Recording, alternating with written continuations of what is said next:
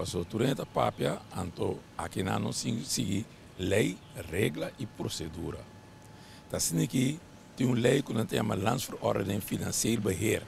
O que isso significa?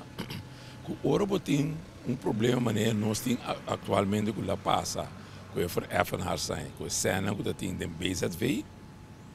No momento que tem um problema assim que anterior não te sabe que o ministro de Finanças tá que está suposto de atender o assunto aqui.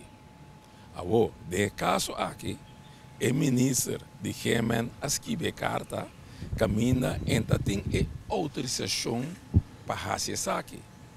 Dus, ela comete eigenlijk fallo de carta que ela escreve passou e não estava bevoegd. Anterior aan te bisabo een onbevoegd gegeven besluit is een nietig besluit. Die kon pas sobre den e casa kinanan, e lo qual que la hasi, vou considerar não assim nietig.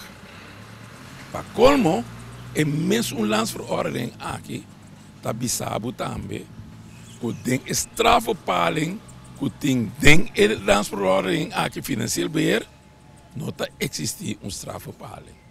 Dus com outra palavra, é fallo verdade que ela se do escrever carta, e não tem autorização, pero é strafbaar feito mesmo, e não tem, e não associado, para sobra e vereffenaar zijn avisa, que tu sobre palavra, que o ministro não estava bevoegd, ela se cos contra a lei, ela se cos contra o estatuto, e não estava bevoegd para tomar a decisão aí.